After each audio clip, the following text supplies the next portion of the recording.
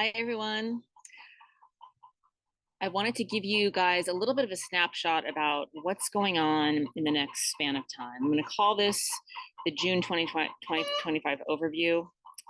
I apologize for the chickens in the background. I live on a farm, as I said, so hopefully it won't be too distracting. But I am recording this on June 6th. So we're already starting in June, but boy, there's some interesting aspects that are happening throughout this month and into July. We'll see if I need to do another one for July, but I thank you all for the feedback. The last time I did a little bit more in-depth offering, I got a lot of good feedback. So in addition to the full moon and new moon offerings and the weekly astrology, I thought I'd give this a try. So June. Well, first of all, right before the June, we had on May 24th, we had Saturn move into the sign of Aries. And June is punctuated by a dance between Saturn and Jupiter. Also, Neptune is involved in that dance. So on the 9th, we have Jupiter moving into the sign of Cancer. So Saturn and Jupiter are newly in their new signs. Saturn's going to do a little bit of a regression, so it's not one and done just yet. But this is fresh energy for us. It's new energy for us. And on the 15th, we have Jupiter squaring Saturn. And a little bit after that, I think it's on the 18th, we have Jupiter squaring Neptune. But Jupiter squaring Saturn is going to be a very interesting time for us. I've said before, and I'm not quite sure what this means, but the idea is that the lid comes off. And any one of these things that I'm talking about is a big enough thing for 1 month. But the fact that we've got all of this going on in 1 month is kind of what made me want to do a little bit of a different take on it, because it's not just one and done, Jupiter square Saturn, Jupiter square Neptune. It's that they're all three aspecting each other and creating this interesting dance. And if there was a theme about June 2025, part of it has to do with the full moon that's in June 2025. But I think part of the idea is balancing, moving beyond fear, moving beyond polarity, integration of the inside and the outside, integration of those things that we might call polarities. But I want to start with the Jupiter square Saturn, because I think this is kind of the central nugget of June.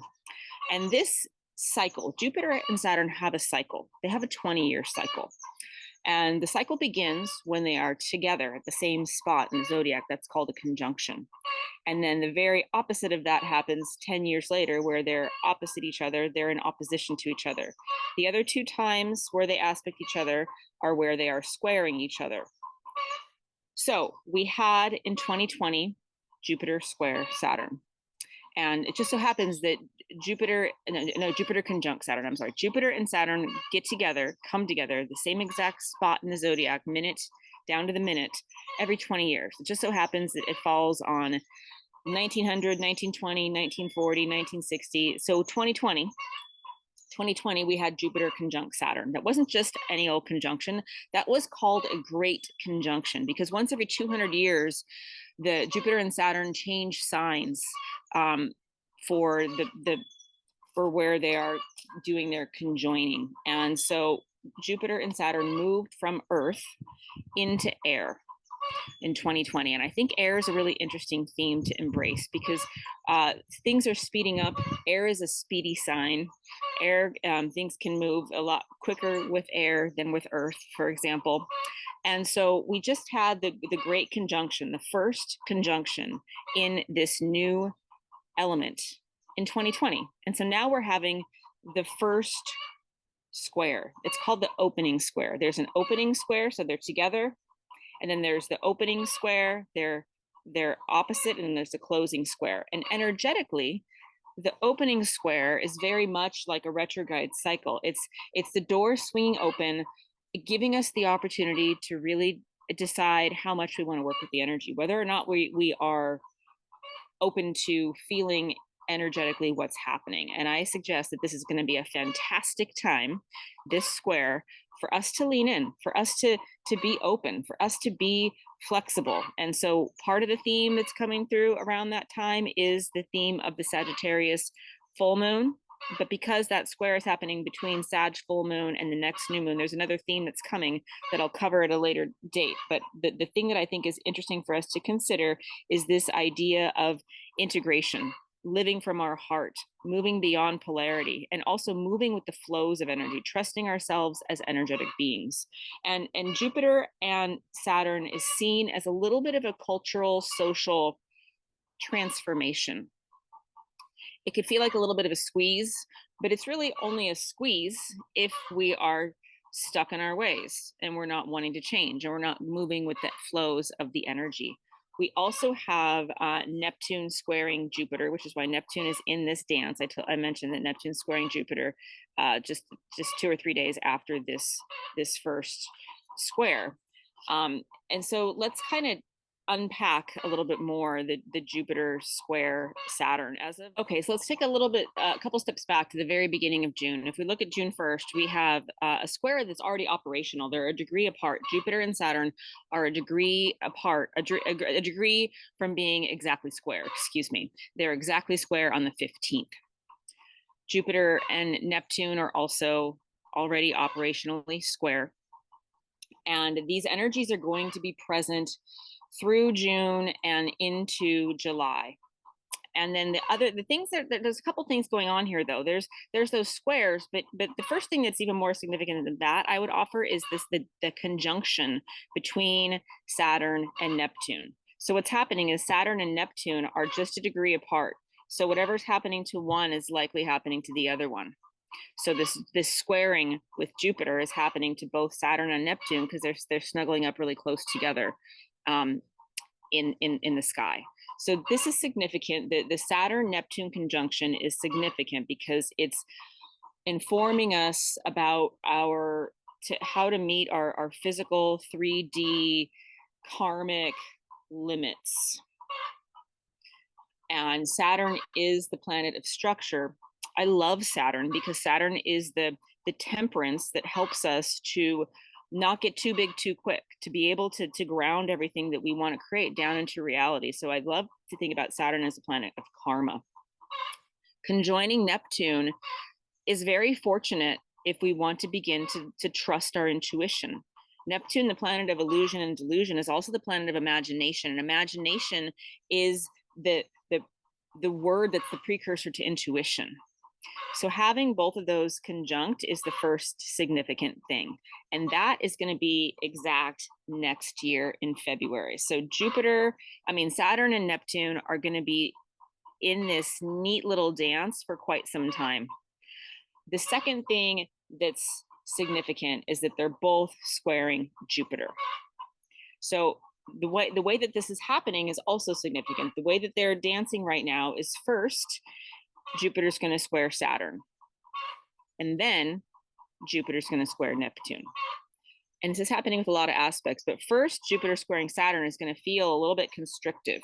Jupiter, the planet of expansion, squaring Saturn, it's going to feel like a boundaries put up. And that's a 3D karmic, maybe even a little bit of a strong boundary. But then, just a couple days later, Jupiter's going to square Neptune. And that's going to be intuitive knowing that the limits aren't what we have in the past thought they were, or this ability for us to lift ourselves up and out of the limitations that are illusory. So I feel like that is such a neat way to move through this month. And so Jupiter squaring Saturn is the idea that, there's also this, the theme for the full moon was to read the energy, and that was the theme for the new moon too. And I think that theme is going to be operational for quite some time, not to force things, but to move with the flows and trust the information and trust the flow of energy. So there's going to be this, there might be some work that needs to be done to get to where we want to go. There might be a feeling like we need to temper ourselves a little bit. Mercury's also operational here, so there's something about our communication where we're really going to want to make sure that our communication is coming from the connection between our third eye and our heart, not the things we think are true, not the ways that things were in the past. That this is about a time for us to be with the flows of energy and to trust ourselves and to believe in ourselves. Jupiter squaring Neptune is going to help us lift up and out, expansion via intuition. And this is really cool because it's providing us the ability to balance and to harmonize the speed of change. We can feel that there's a lot going on right now that feels like stuckness, but then also feels like the need for rapid change. And so this is going to be a time for us this month, because this is operational all month, is why I wanted to say this, and into next month even, for us to really move with the flows of the energy. And then we have Mercury in the sign of Cancer, from the 9th of this month, June, to the 27th of this month. And Mercury is going to be squaring Saturn as well as Neptune, just around the time that I'm recording this video. And so the idea of that type of a square is, as I mentioned, it's about our communication. And this is prepping us for the Jupiter square Saturn. It's prepping us for the Jupiter square Neptune. And it's just kind of informing that conjunction between Saturn and Neptune. So it's worthwhile to notice that Jupiter is moving into, on the 9th, the sign of Cancer. And that's 2 days before the full moon. And Jupiter is exalted in the sign of Cancer. So to have Mercury also in the sign of Cancer, doing the same kind of squaring that Jupiter's going to be doing about a week later, is informing this Saturn-Neptune conjunction. So we've got both expansion and communication informing Saturn and Neptune together. So this is where I think it gets really wonderful for us to think about the themes of moving with the flows, using our intuition to trust the flows, using our heart to, our third eye and our heart are going to be where, if you think about it, third eye and heart are right between the throat. So they should really be informing the throat chakra's activity during this month. And in fact, I would like to offer, that's a really good way to maybe navigate this whole year, right? It's also worthwhile noting that if we think about the sign of Cancer, if you know what the Cancer sign is, I'll put a little glyph up here, that June 2025 is a universal number 6 month in numerology. And we've got 2 planets in Cancer doing very informative things for us. And look at the sign of Cancer. It's like 2 6s. It's a sign of the crab, but it's like a 6 on the bottom and a 6 on the top. And the energy of 6 is really so super cool. And in numerology, the number 6 represents love and harmony and nurturing of others. It's associated with compassion and care, but it's also associated with responsibility. And it's the number of the soul. So if we think about, I did a meditation for us to connect with our heart flame, our soul flame, to inform us during this new moon. That is operational for the whole month with all this Cancerian energy. Cancer is a very emotionally intuitive feeling sign, and that is the way that Cancer is supporting us in using the energy of Jupiter and Mercury to expand. And then the conjunction of Saturn and Neptune is to help us be able to activate our intuition and ground things down in the 3D world. That is June 2025 into July 2025. I hope you found this helpful. And I look forward to, if you did, let me know. If you have any questions, let me know. I'm excited to share as much astrology information as I can with you guys. Take care.